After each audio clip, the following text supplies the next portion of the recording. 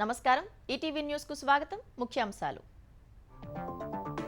జనం సొమ్ముతో జగన్ జల్సాలు 20 కోట్లతో 2 బుల్లెట్ ప్రూఫ్ వాహనాలు ఆర్టీసీకి కొత్త బస్సుల కొనుగోలును పట్టించుకోని ప్రభుత్వం వైకాపా అవినీతి పాలన అంతానికే పొత్తు అనంత సభలో చంద్రబాబు పునరుద్ఘాటన అధికారం చేపట్టాక అన్ని వర్గాలకు న్యాయం చేస్తామని హామీ పిఠాపురంలో రెచ్చిపోయిన వైకాపా అల్లరి మూకలు నటుడు సాయిధరం తేజ్ పై రాళ్ల దాడి తెలుగుదేశం కార్యకర్తకు తీవ్ర గాయాలు ఏపీ డీజీపీగా ద్వారకా తిరుమలరావుకు అవకాశం సీనియారిటీలో 2వ స్థానం అంజనా సిన్హా మాదిరెడ్డి పేర్లతో జాబితా తెలంగాణకు ప్రధాని 10 పైసల పని చేయలేదన్న రేవంత్ నిజాలు చెబితే కేసులతో బెదిరిస్తున్నారని ఆరోపణ 10 ఏళ్లు కాంగ్రెస్దే అధికారమని ధీమా మతపరమైన రిజర్వేషన్లతో మరోసారి దేశ విభజన ముప్పు విపక్షాలపై ప్రధాని మోదీ విమర్శ అయోధ్య రామాలయంలో పూజలు హమాస్ ఇజ్రాయెల్ మధ్య చర్చలు విఫలం దాడులు తప్పవని నెతన్యాహు హెచ్చరిక అల్ జజీరా ఛానల్ పై నిషేధం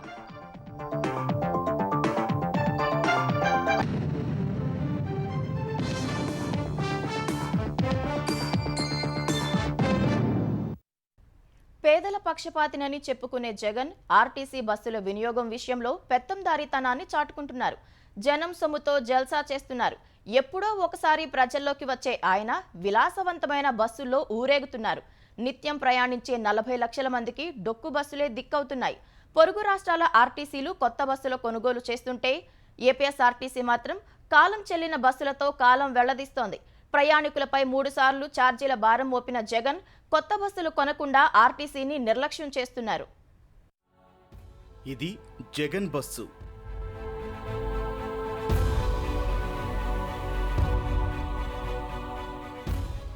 ఇది జనం బస్సు.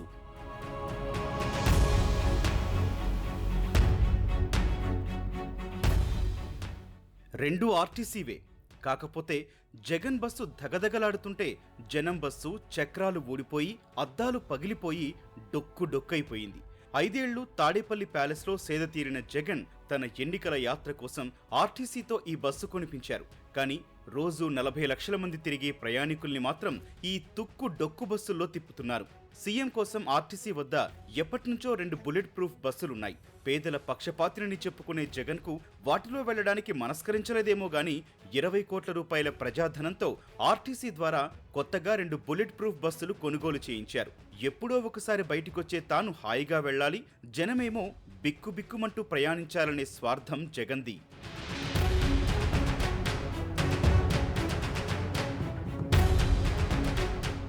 ఇటీవలే శ్రీ సత్యసాయి జిల్లా హిందూపురం బస్టాండ్లో బ్రేకులు పడక ఓ బస్సు ప్లాట్ఫామ్ పైకి వెళ్ళింది. అదృష్టవశాత్తు ఎవరూ లేకపోవడంతో ప్రాణనష్టం తప్పింది. విజయవాడ బస్టాండ్లో గతేడాది అలాంటి బస్సే ప్రయాణికుల రక్తం కళ్లజూసి ప్రాణాలు తీసింది. స్టీరింగ్, బ్రేకులు, గేర్ బాక్స్ పట్టేయడం, చక్రాలు ఊడిపోయి బస్సు నుంచి వేరవడం వంటి సమస్యలతో రోడ్డెక్కిన ఆర్టీసీ బస్సు మళ్లీ బస్ డిపోకి చేరే వరకు నమ్మకాలుండవు. వాటికి మరమ్మతులు కూడా చేయలేమని మెకానిక్లు చేతులెత్తేస్తున్నా అధికారులు ఒత్తిడి చేసి ఏదో ఒకలా రోడ్డెక్కిస్తున్నారు. గుర్రం గుడ్డిదైనా దానాకు తక్కువ లేదన్నట్లు ఆ డొక్కు బస్సుల ప్రయాణానికే జగన్ 3 సార్లు ఛార్జీలు పెంచేశారు. టైర్లు, విడిభాగాల ధరలు పెరిగాయని 2019 డిసెంబర్లో ఒకసారి, 2022 ఏప్రిల్లో డీజిల్ సెస్ పేరిట రెండోసారి, ఆ తర్వాత 3 నెలలకే మరోసారి డీజిల్ సెస్ అంటూ ఛార్జీలు బాదారు. మొత్తంగా 3 సార్లు కలిపి ఏటా 2,000 కోట్ల రూపాయల చొప్పున ప్రయాణికుల నుంచి అదనంగా పిండుకుంటున్నారు జగన్. కానీ కొత్త బస్సులు కొని ప్రయాణికుల కష్టాలు తీర్చండని ఏనాడూ చెప్పలేదు. పేదలపై జగన్ మాటల్లో చూపించే ప్రేమ నిజమైతే వారిని ఇలా డొక్కు బస్సులకు వదిలేస్తారా?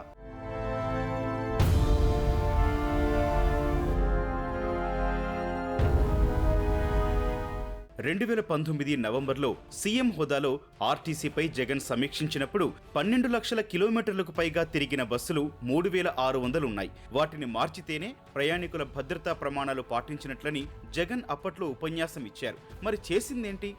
ఆర్టీసీలో 12 లక్షల కిలోమీటర్లకు పైగా తిరిగిన బస్సుల సంఖ్య 4,815కు పెరిగింది. ప్రతి నెల అలాంటి కాలం చెల్లిన బస్సుల సంఖ్య పెరుగుతూనే ఉంది. ఏపీఎస్ఆర్టీసీలో 10,654 బస్సులుంటే అందులో సంస్థ సొంత బస్సులు 8,369. 10 లక్షల కిలోమీటర్లకు పైగా తిరిగిన బస్సులు 5,942. ఆర్టీసీ నిబంధనల ప్రకారం దూర ప్రాంత సర్వీసుల్లో 10 లక్షల కిలోమీటర్లు దాటితే వాటి స్థానంలో కొత్త వాటిని ప్రవేశపెట్టాలి. అలాగే 10 లక్షల కిలోమీటర్లు తిరిగిన బస్సులను పల్లె వెలుగు, అల్ట్రా పల్లె వెలుగు, సిటీ సర్వీసులుగా మార్పు చేసి 12 లక్షల కిలోమీటర్ల వరకు నడపాలి. ఆ తర్వాత వాటిని తుక్కు చేయాల్సి ఉంటుంది. కానీ 5 ఏళ్లుగా ఆర్టీసీలో కొత్త బస్సుల కొనుగోళ్లే లేవు. 15 లక్షల కిలోమీటర్లకు పైగా తిరిగేసిన బస్సులు 2,119 ఉంటే అందులో 1,809 బస్సులు పల్లె వెలుగు సర్వీసులే. విజయవాడ, విశాఖ నగరాల్లోని 134 సిటీ సర్వీస్ బస్సులు 15 లక్షల కిలోమీటర్ల పైనే తిరిగాయి. దూర ప్రాంతాలకు తిరిగే సూపర్ లగ్జరీ బస్సుల్లో కూడా 105 సర్వీసులు 15 లక్షల కిలోమీటర్లు దాటేసినా ఇంకా వాటిలోనే ప్రయాణికుల్ని తిప్పుతున్నారు. ఇక ఘాట్ రోడ్ సర్వీసులనైతే 7 లక్షల కిలోమీటర్లకు పైగా తిరిగితే మార్చేయాలి. కానీ తిరుపతి, తిరుమల ఘాట్ రోడ్డులోనూ కాలం చెల్లిన బస్సులు నడుపుతూ భక్తుల ప్రాణాలతో చెలగాటమాడుతున్నారు.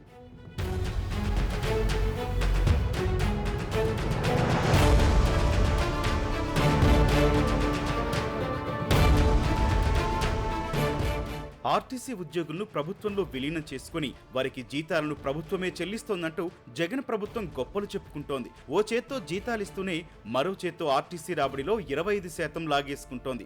ఆర్టీసీకి నెలకు సగటున 600 కోట్ల రూపాయల రాబడి వస్తుంటే అందులో 125 కోట్లను వైకాపా ప్రభుత్వం తన ఖజానాలో జమ చేయించుకుంటోంది. ఫలితంగా ఆర్టీసీ వద్ద కొత్త బస్సుల కొనుగోళ్లకు నిధులుండటం లేదు. మన పొరుగున ఉన్న తెలంగాణ, కర్ణాటక ఆర్టీసీలు అధునాతన బస్సులతో ప్రయాణికుల్ని ఆకర్షిస్తున్నాయి. వాటి ముందు ఏపీఎస్ఆర్టీసీ బస్సులు తేలిపోతున్నాయి. 1,500 డీజిల్ బస్సులు, 1000 విద్యుత్ బస్సులు కొంటామని 200 పాత డీజిల్ బస్సులను విద్యుత్ బస్సులుగా మార్చి వినియోగిస్తామని ప్రభుత్వం ఏడాదిగా చెబుతూనే ఉంది. 1,500 బస్సుల కొనుగోలు ప్రక్రియ చేపట్టినా వీటిలో 200 వరకు మాత్రమే ఇప్పటి వరకు వచ్చాయంటే పేదల ప్రయాణంపై జగన్కున్న శ్రద్ధ అర్థమవుతోంది. ఆంధ్రప్రదేశ్ అభివృద్ధి కోసమే తెలుగుదేశం, భాజపా, జనసేన జట్టు కట్టినట్లు తెలుగుదేశం అధినేత చంద్రబాబు నాయుడు తెలిపారు. అవినీతి వైకాపా పాలనకు అంతం పలకాలని పిలుపునిచ్చారు. జగన్ అక్రమాల వల్లే పోలవరం నిలిచిపోయిందని, ఏపీ ఆర్థిక పరిస్థితి కుంటుపడిందని చంద్రబాబు విమర్శించారు. ఎన్డీఏ ప్రభుత్వం అధికారంలోకి వచ్చిన వెంటనే అన్ని వర్గాలకు న్యాయం చేస్తుందని హామీ ఇచ్చారు. ఆంధ్రప్రదేశ్లో వైకాపా ప్రభుత్వం అవినీతిలో కూరుకుపోయిందని, జగన్ను ఇంటికి సాగనంపితేనే రాష్ట్రం బాగుపడుతుందని తెలుగుదేశం అధినేత చంద్రబాబు చెప్పారు. ఎన్నికల ప్రచారంలో భాగంగా అనంతపురం బహిరంగ సభలో ఆయన పాల్గొన్నారు. ఏపీ తిరిగి గాడిన పడాలంటే ఎన్డీఏ ప్రభుత్వంతోనే సాధ్యమన్నారు. అమరావతి నిర్మాణం జరగాలన్నా, పోలవరం పూర్తి కావాలన్నా కూటమికి మద్దతివ్వాలని చంద్రబాబు కోరారు. ప్రజలు గెలవాలి, రాష్ట్రం నిలబడాలి, ఒకటి గూండాగిరి పోవాలి, అందుకే ఈ పొత్తు. అవినీతి పోవాలి, అందుకే ఈ పొత్తు. భూ కబ్జాలు పోవాలి, అందుకే ఈ పొత్తు. అమరావతి రాజధానిగా ఉండాలి, అమరావతిని రాజధాని చేస్తాం, అందుకోసమే ఈ పొత్తు. పోలవరం పూర్తి చేసి ప్రతి ఎకరాకు నీళ్లు ఇవ్వడానికి ఈ కూటమి పనిచేస్తుంది. కేంద్రంలో నరేంద్ర మోడీ గారు అవుతారు. ఇక్కడ మళ్ళా తెలుగుదేశం పార్టీ ఆధ్వర్యంలో ఇక్కడ కూటమి గవర్నమెంట్ వస్తుంది. ఎస్సీలు, బీసీలు అంటూ గుండెలు బాదుకునే జగన్కు సామాజిక న్యాయం అంటే అర్థం తెలియదని చంద్రబాబు దుయ్యబట్టారు. సంక్షేమ పథకాలు నిలిచిపోతాయంటూ తప్పుడు ప్రచారం చేస్తున్నారని మండిపడ్డారు. ఏప్రిల్ నుంచే పెంచిన 4,000 రూపాయల పింఛన్ అర్హులకు అందజేస్తామని చంద్రబాబు హామీ ఇచ్చారు. ఒకసారి రాయలసీమలో చూస్తే అందరికీ న్యాయం చేసిన పార్టీ తెలుగుదేశం పార్టీ. ధైర్యం ఉంటే వైసీపీని సవాలు విసురుతున్నా, రాయలసీమలో మీరు సామాజిక న్యాయం చేశారా అని సవాలు ఉద్యోగస్తులందరికీ హామీ ఇస్తున్నాం. గౌరవంగా మీరు ఉద్యోగాలు చేసే పరిస్థితి తీసుకొస్తా. ఇంకో పక్క పిఆర్సీ ఇస్తా, ఇంటీరియం రిలీఫ్ ఇస్తా. ఇంకో పక్క టీఏలు, డిఏలు, ప్రావిడెంట్ ఫండ్ అన్ని పెండింగ్ ఉన్నాయి. 20,000 కోట్లున్నాయి. అవి ఇప్పించే బాధ్యత నాదని మీ అందరికీ హామీ ఇస్తున్నా. ముస్లింల రిజర్వేషన్లపై తప్పుడు ప్రచారం చేస్తున్నారన్న చంద్రబాబు తాము అధికారంలోకి వచ్చిన వెంటనే 100 కోట్లతో ముస్లిం కార్పొరేషన్ ఏర్పాటు చేస్తామని భరోసా ఇచ్చారు. ఆంధ్రప్రదేశ్ డీజీపీ కేవీ రాజేంద్రనాథ్ రెడ్డిపై ఎన్నికల సంఘం బదిలీ వేటు వేసిన వేళ నూతన డీజీపీగా ఆర్టీసీ ఎండీ ద్వారకా తిరుమలరావు నియమితులయ్యే అవకాశం కనిపిస్తోంది. ఈ మేరకు పోలీసు వర్గాల్లో చర్చ జరుగుతోంది. 1990 బ్యాచ్ ఐపీఎస్ అధికారి అయిన ఆయన ప్రస్తుతం సీనియారిటీ జాబితాలో 2వ స్థానంలో ఉన్నారు. ఆయన తర్వాత స్థానాల్లో road safety authority chairman 1990 batch IPS అధికారి అంజనా సిన్హా, 1991 బ్యాచ్ ఐపీఎస్ అధికారి మాదిరెడ్డి ప్రతాప్ ఉన్నారు. కొత్త డీసీపీ నియామకం కోసం 3 పేర్లతో ప్యానెల్ జాబితా పంపించే అవకాశం ఉంది. ఆ 3లో ఎవరినైనా వద్దనుకుంటే హోంశాఖ ముఖ్య కార్యదర్శిగా ఉన్న 1992 బ్యాచ్ ఐపీఎస్ అధికారి హరీష్ కుమార్ గుప్తా పేరు జాబితాలో చేరొచ్చు. సీఎం జగన్ కు స్వామి భక్తి చాటుకునే అధికారిగా ముద్రపడిన ఇన్ఛార్జ్ డీజీపీ కేవీ రాజేంద్రనాథ్ రెడ్డిపై ఈసీ బదిలీ వేటు వేసింది.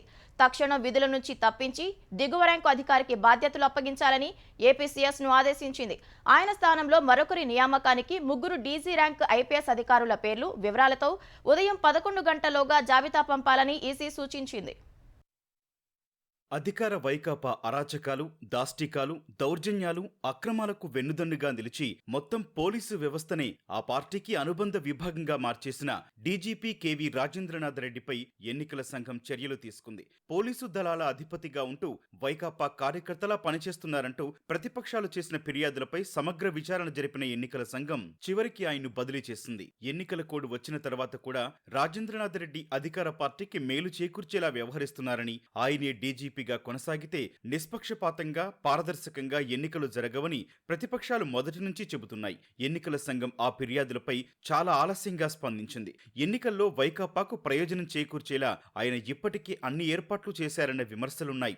ఈ నేపథ్యంలో సరిగ్గా పోలింగుకు వారం రోజుల ముందు ఎన్నికల సంఘం ఆయనపై బదిలీ వేటు వేసింది. సార్వత్రిక ఎన్నికలు పూర్తయ్యే వరకు ఆయనకు ఎన్నికలకు సంబంధించిన ఎలాంటి విధులు అప్పగించొద్దని నిర్దేశించింది. సీఎం జగన్ డీజీపీ హోదా కలిగిన 11 మంది సీనియర్ ఐపీఎస్ అధికారులను పక్కన పెట్టేసి మరీ 2020 ఫిబ్రవరి 15న కేవీ రాజేంద్రనాథ్ రెడ్డిని ఇన్ఛార్జ్ డీజీపీగా నియమించారు. పూర్తిస్థాయి డీజీపీ ఎంపికకు అర్హులైన అధికారుల వివరాలతో జాబితా పంపాలని కేంద్ర హోంశాఖ పదే లేఖలు రాసినా ఖాతరు చేయలేదు. డీజీపీ నియామకం విషయంలో సుప్రీంకోర్టు నిర్దేశించిన ఆదేశాలను పట్టించుకోలేదు. రాజేంద్రనాథ్ రెడ్డి తమవాడు కావటమే ఏకైక అర్హతగా సీనియారిటీ జాబితాలో అట్టడుగున ఉన్నా సరే ఆయన్ను డీజీపీగా నియమించారు. దీనికి కృతజ్ఞత తీర్చుకోవటానికి అన్నట్లుగా ఆయన అధికార పార్టీ నాయకులు అరాచకాలకు తెగబడ్డా, అక్రమాలకు పాల్పడ్డా వెన్నుదన్నుగా నిలబడ్డారు. వైకాపాకు రాజకీయంగా గిట్టని వారిని అక్రమ కేసులతో వేధించారు. ఎస్సీలపైనే ఎస్సీ ఎస్టీ అట్రాసిటీ కేసులు పెట్టడం దీనికి పరాకాష్ట. అధికార పార్టీ నాయకులు తమ అరాచకాలతో రాష్ట్రంలో శాంతి భద్రతలను దిగజార్చేస్తుంటే వారికి వత్తాసు పలికారు. ఐపీసీని పక్కన పెట్టి జేపీసీ కోడ్ అంటే జగన్ పీనల్ కోడ్ ను అమలు చేశారు. సిఆర్పీసీ స్థానంలో వైఎస్ఆర్సీపీ అంటే వైఎస్ఆర్ క్రిమినల్ ప్రొసీజర్ కోడ్ పాటించారు. ఎన్నికల వేళ అధికార పార్టీకి అనుచిత ప్రయోజనం కలిగించడం కోసం కరడుగట్టిన వైకాపా కార్యకర్తలా పనిచేసే వారిని కీలక స్థానాల్లో నియమించారు. చరిత్రలో ఎన్నడూ లేని విధంగా ప్రతిపక్ష నేతలపై హత్యాయత్నం, ఎస్సీ ఎస్టీ అట్రాసిటీ చట్టం కింద కేసులు పెట్టారు. ప్రతిపక్షాల వారిపై ఫిర్యాదులు ఇవ్వడానికి వచ్చే అధికార పార్టీ నాయకులను సాదరంగా ఆహ్వానించి ఫిర్యాదుల్ని స్వీకరించేవారు. వైకాపా నాయకుల దాష్టికాలపై ఫిర్యాదులు ఇవ్వడానికి వెళ్లే ప్రతిపక్ష నాయకుల్ని కనీసం డీజీపీ కార్యాలయం లోపలికి రానివ్వలేదు. దీనిపై ప్రశ్నించినందుకు ప్రతిపక్షాల వారిపై కేసులు పెట్టారు. 24 నెలల పదవీ కాలంలో ఎన్నికల కోడ్ వచ్చాక మాత్రమే తప్పనిసరి పరిస్థితుల్లో ఇటీవల ప్రతిపక్ష తెదేపా నాయకులకు అపాయింట్మెంట్ ఇచ్చారు. మాజీ మంత్రి వైఎస్ వివేకానందరెడ్డి హత్య కేసులో నిందితుడిగా ఉన్న వైకాపా ఎంపీ అవినాష్ రెడ్డిని అరెస్టు చేసేందుకు వెళ్లిన సీబీఐ అధికారులకు రాజేంద్రనాథ్ రెడ్డి సహకరించలేదని, పైగా అరెస్టు చేయకుండా నిరోధించారన్న ఫిర్యాదులున్నాయి. డీజీపీ అన్ని నిబంధనల్ని ఉల్లంఘించి వైకాపా కార్యకర్తలా పనిచేస్తున్నారని, వైకాపా దురాగతాల్లో చాలా వాటికి ఆయనే మార్గదర్శకత్వం వహించారన్న ఆరోపణలున్నాయి. ఈస్ట్ ఇండియా కంపెనీ తరహాలో ప్రధాని మోదీ, కేంద్ర హోంశాఖ అమిత్ షా రాష్ట్రాల మధ్య చిచ్చు పెడుతున్నారని సీఎం రేవంత్ రెడ్డి ఆరోపించారు. రిజర్వేషన్లపై నిజాలు మాట్లాడితే కేసులు పెట్టి బెదిరిస్తున్నారని మండిపడ్డారు. చేవెళ్ల లోక్సభ అభ్యర్థి రంజిత్ రెడ్డికి మద్దతుగా హైదరాబాద్ తుక్కుగూడ, శంషాబాద్లో రోడ్ షోలు, కార్నర్ మీటింగులో సీఎం రేవంత్ పాల్గొన్నారు. 10 ఏళ్లు దేశానికి ప్రధానిగా చేసిన పెద్ద మనిషి తెలంగాణకు 10 పైసల పని చేయలేదంటూ ఆక్షేపించారు. లోక్సభ సమరానికి వారం ఉండడంతో సీఎం రేవంత్ రెడ్డి ప్రచారంలో దూకుడు పెంచారు. కాంగ్రెస్ అభ్యర్థులకు మద్దతుగా సుడిగాలి పర్యటనలు చేస్తూ విపక్షాలపై విరుచుకుపడుతున్నారు. చేవెళ్లలో పార్టీ అభ్యర్థి రంజిత్ రెడ్డికి మద్దతుగా తుక్కుగూడ, శంషాబాద్ లో ప్రచారం చేసిన సీఎం రేవంత్ రెడ్డి రాముడి పేరుతో భాజపా దివాళాకోరు రాజకీయాలు చేస్తోందని మండిపడ్డారు. రాముడి ప్రాణప్రతిష్ఠ జరగకముందే రేషన్ బియ్యాన్ని పంపి అక్షింతలంటూ ప్రజలను భాజపా మోసం చేసిందంటూ రేవంత్ రెడ్డి దుయ్యబట్టారు. రేషన్ బియ్యం తీసుకొచ్చి ఇక్కడనే స్థానికంగా పసుపు కలిపి ఇవే అయోధ్య నుంచి వచ్చిన అక్షింతలని పచ్చి అబద్ధాలు చెప్పి రాముడిని మోసం చేసిన వాళ్ళు మీరు. అందుకే సవాలు విసురుతున్నా, అయోధ్యలో రాముడి ప్రతిష్ఠ అయినాక ఒకవేళ అక్షింతలు వచ్చుంటే మీరొచ్చి భద్రాచలంలో రాముడి మీద ఒట్టేసి చెప్తారా ఇవి అయోధ్య నుంచి వచ్చిన అక్షింతలు, రాముడి ప్రతిష్ఠ అయినాక వచ్చిన అక్షింతలని? రిజర్వేషన్లను రద్దు చేసేందుకు భాజపా కుట్ర చేస్తోందని చెబితే కేంద్ర హోంశాఖ మంత్రి అమిత్ షా కేసులతో భయపెట్టే ప్రయత్నం చేస్తున్నారని సీఎం ఆరోపించారు. దేవుని పేరుతో భాజపా నాటకాలాడుతుంటే తెలంగాణ సెంటిమెంట్ పేరుతో భారాస నేతలు రాష్ట్రాన్ని దోచుకున్నారని ఆరోపించారు. 10 ఏళ్లలో ప్రధాని మోదీ రాష్ట్రానికి 10 పైసల పని చేయలేదని ధ్వజమెత్తారు. తుక్కుగూడలో మేనిఫెస్టో ప్రకటనతో దేశంలో గొప్ప మార్పునకు నాంది పలికినట్లు వివరించారు. రాష్ట్రంలో మరో 10 ఏళ్లు కాంగ్రెస్ అధికారంలో ఉంటుందని రేవంత్ రెడ్డి ధీమా వ్యక్తం చేశారు. 10 సంవత్సరాలు కాంగ్రెస్ ప్రభుత్వం ఉంటది. నేను ఎందుకు ఈ మాట చెప్తున్నా అంటే 94 నుంచి 2004 వరకు తెలుగుదేశం పార్టీ ఉన్నది 10 ఏళ్ళు. 2004 నుంచి 2014 వరకు కాంగ్రెస్ పార్టీ ఉన్నది అధికారంలో 10 ఏళ్ళు. 2014 నుంచి 2023 వరకు చంద్రశేఖర్ రావు ఉన్నాడు ముఖ్యమంత్రిగా 10 ఏళ్ళు. ఇవాళ మనకు 2024లో అధికారం వచ్చింది. 2034 వరకు మనమే ఉంటాం. ఎవడెంత ఏడ్చుకున్నా అంగి చింపుకొని తుక్కు కూడా చివరతల దొర్లి ఏడ్చినా 10 ఏళ్ళు మన ప్రభుత్వం ఉంటది. ప్రచారానికి గడువు దగ్గర పడడంతో సీఎం రేవంత్ రెడ్డి అన్ని నియోజకవర్గాలను చుట్టేలా ప్రదేశ్ కాంగ్రెస్ కమిటీ ప్రచార ప్రణాళిక సిద్ధం చేసింది. తెలంగాణలో అవినీతికి పాల్పడుతున్న వారంతా జూన్ మొదటి వారంలో సర్దుకోవాల్సిందేనని కేంద్ర హోంశాఖ మంత్రి అమిత్ షా హెచ్చరించారు. పేదల కోసం పనిచేసే మోదీ కావాలో లేక అవినీతి పరులకు అండగా నిలిచే రాహుల్ బాబా కావాలో తేల్చుకోవాలని ప్రజలకు సూచించారు. లోక్సభ ఎన్నికల ప్రచారంలో భాగంగా మల్కాజ్గిరి భాజపా అభ్యర్థి ఈటెల రాజేందర్ కు మద్దతుగా నిర్వహించిన సభలో పాల్గొన్నారు. కాంగ్రెస్ పార్టీ 12 లక్షల కోట్ల అవినీతికి పాల్పడినట్లు అమిత్ షా ఆరోపించారు. ఇండియా కూటమి అధికారంలోకి వస్తే ఏడాదికొకరు ప్రధాని అవుతారని, దానివల్ల దేశానికి తీవ్ర నష్టం జరుగుతుందన్నారు. एक पत्रकार ने उनको पूछ लिया कि भाई आपका प्रधानमंत्री कौन, तो उन्होंने कहा बारी बारी एक साल सब बनेंगे। अरे इंडी अलायंस वालों, ये परचूरण की दुकान नहीं है कि एक साल की पार्टनरशिप से चलेगा। ये देश आगे बढ़ रहा है। कोरोना जैसी महामारी आए तो ये इंडी अलायंस वाले संभाल सकते हैं क्या? ये देश को आज की स्थिति में केवल और केवल हमारे नेता नरेंद्र मोदी संभाल सकते हैं। ఎన్నికల వేళ ఆంధ్రప్రదేశ్లో వైకాపా దౌర్జన్యాలు కొనసాగుతూనే ఉన్నాయి. కాకినాడ జిల్లా గొల్లప్రోలు మండలం తాటిపర్తిలో ఉద్రిక్తత చోటు చేసుకుంది.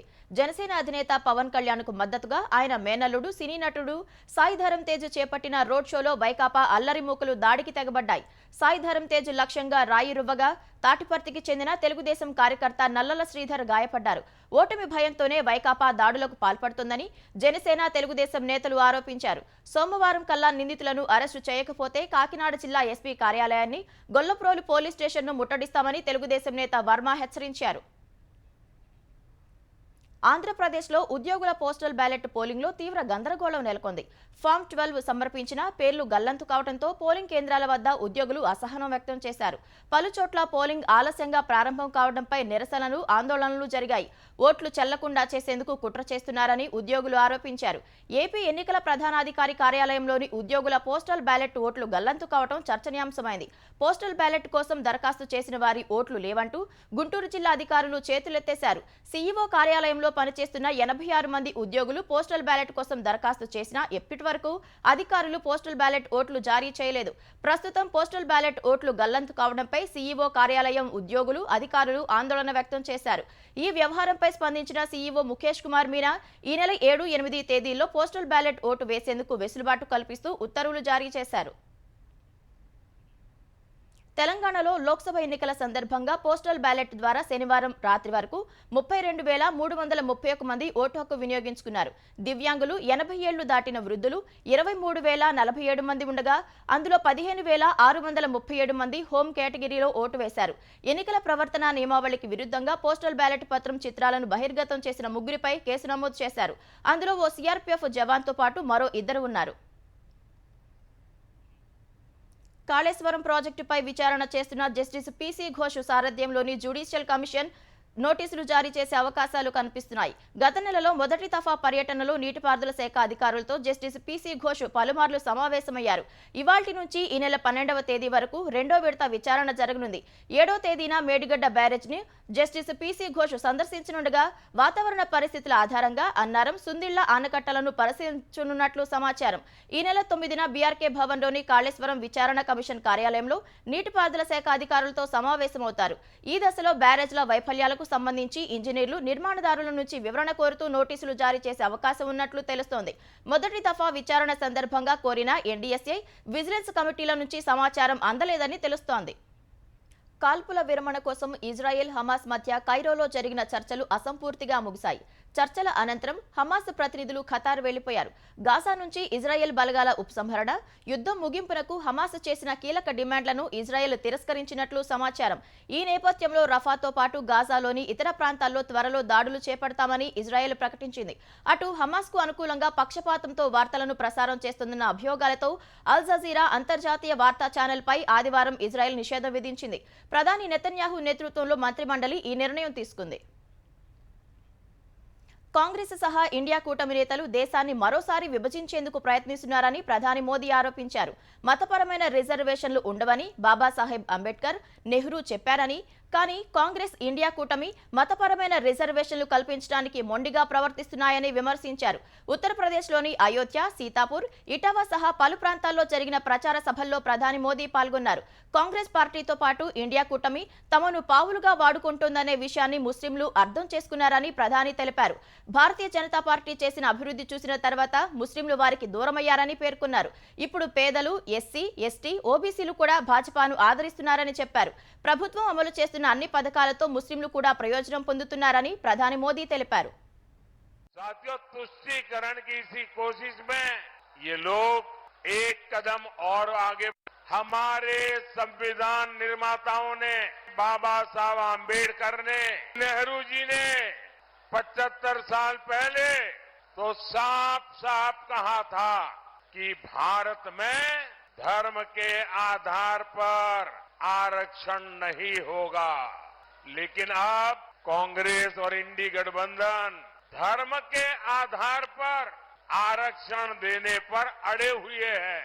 वे देश को फिर एक बार तोड़ने के लिए जमीन तैयार कर रहे हैं, इसका उनको पता नहीं है। యూపీ ప్రచారంలో చివరగా ప్రధాని మోదీ అయోధ్యలో బాలరాముని దర్శించుకున్నారు. విగ్రహ ప్రతిష్టాపన తర్వాత రామాలయాన్ని సందర్శించడం ఇదే మొదటిసారి. ప్రత్యేక పూజలు నిర్వహించడంతో పాటు సాష్టాంగ నమస్కారం చేశారు. అనంతరం ప్రధాని మోదీ అయోధ్యాపురిలో రోడ్ షో నిర్వహించారు. రోడ్ షో సాగిన 2 కిలోమీటర్ల పొడవునా ప్రజలు రోడ్డుకు ఇరువైపులా బారులు తీరారు. ప్రజలకు అభివాదం చేయడంతో పాటు కమలం పార్టీ గుర్తును చూపుతూ ప్రధాని మోదీ ముందుకు సాగారు. राम एक थे राम राज्य में, वो पूरे राम राज्य